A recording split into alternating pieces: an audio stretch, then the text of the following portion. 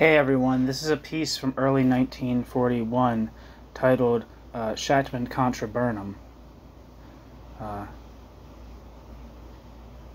It's from a letter. It's from a letter by Max Shachtman. This is from The Fate of the Russian Revolution, Lost Text of Critical Marxism, edited by Matgamna. Here we go. It's a short piece, but I guess you can see that before you click on the video. I'm the last one to claim that the validity of my point of view is based on some, quote, brand new conception which nobody ever thought of, but the interests of clarity demand that wherein it differs from previous standpoints receive at least the same emphasis as wherein it resembles them. Wherein it resembles them. Let us take first the famous Burnham position, stated only as recently as September 1939, when the fight in the Socialist Workers' Party broke out. Carter, who knows his position as well as I, quite properly considers the statements that I now have Burnham's position as entirely ludicrous. Wherein is the difference? Burnham proceeded from the same fundamental premise as did the old man, as the Canaanites do today. That may sound odd, but it is true. The old man said, for 15 years, the Stalinist bureaucracy aims to destroy nationalized property.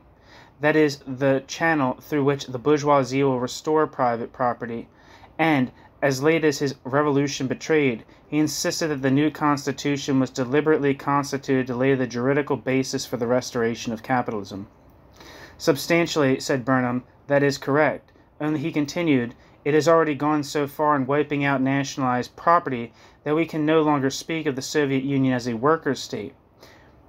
It is highly interesting to read, even now, Burnham's resolution of September 1939, which ostensibly served to precipitate the fight.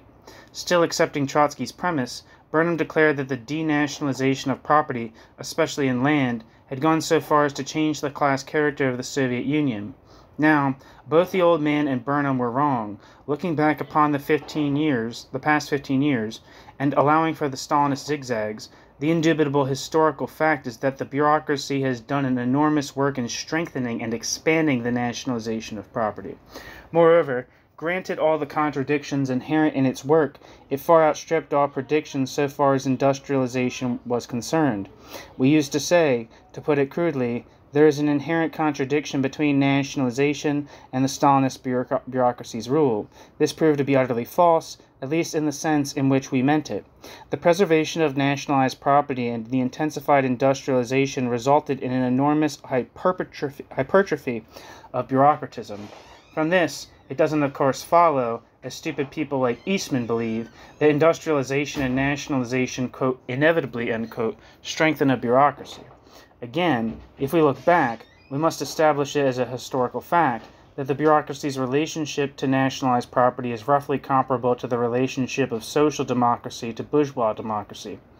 By its written class peace program and its practice, the social democracy paves the way for fascism, that is, for the destruction of bourgeois democracy. But this does not change the fact that the social democracy stands or falls with bourgeois democracy. When we say, correctly, that it paves the way for fascism, we don't mean, as the Stalinists used to say, that it is for fascism, and that it is against bourgeois democracy. For the contrary is the fact. Similarly with the Stalin bureaucracy, we used to think that the bureaucracy is, so to speak, consciously and deliberately aiming to restore private property, capitalism. This has not proved to be the case. It rests and can rest only upon nationalized property. It stands and falls with it. To continue the comparison, by its policy of class peace, it so weakens the independent class position of the proletariat as to facilitate the victory of capitalism and world imperialism. That is by no means equivalent to saying that it wants the victory of capitalism and the end of nationalized property.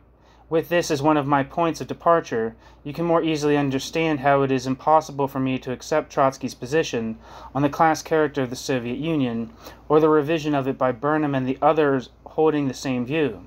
I might add parenthetically that Carter doesn't hold Burnham's view any longer, and has not held it for more than a year. Indeed, at the very beginning of the fight in the Socialist Workers' Party, there were in fact 4 positions on the Russian question, and not 3, as the Canaanites thought. I mean among us. There was the traditional position, there was Burnham's position, there was Carter's position, which he didn't get a chance to formulate on paper, and there was the notorious Shachtman school of doubters, which I am trying to liquidate. In one sentence, the Marxian concept of the state is the machinery of repression in the hands of the economically dominant ruling class, calculated to preserve its social rule, its property relations. I continue to hold to this concept. What I think I do, and it is anything but contradictory to the Marxian concept, is to show that these property relations take one form in a social order where property is private, feudalism, capitalism, and another form where property is no longer private, and necessarily so. Where property is private, the relations to property are expressed with comparative clarity and simplicity. In the United States or Germany, your relations to property, and mine, are, alas, only too clear. We don't own it. All we have is our labor power. Ford's relation to property, or Krupp's, are no less clear. They own the property. Where property is state property, then property relations become, so to speak, quote, state relations, end quote. The Russian bourgeoisie ceased to own the state as well as the property. The Russian proletariat took over state power. The state took over property. They made the proletariat the ruling class. Then, after a long drawn-out civil war, the proletariat lost the state power, the bureaucracy took it over. Trotsky says the bureaucracy owns the state as its private property, quote, so to speak, end quote. That is, in appearance.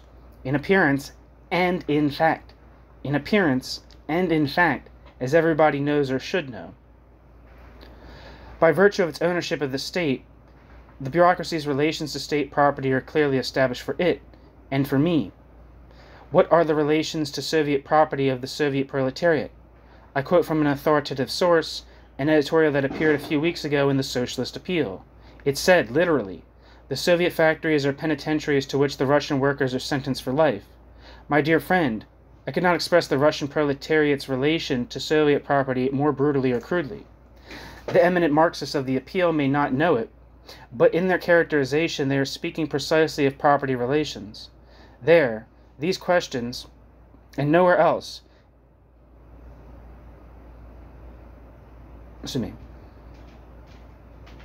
There and nowhere else is my own little contribution to the analysis of the Russian question, which I have no particular desire to lay claims for originality.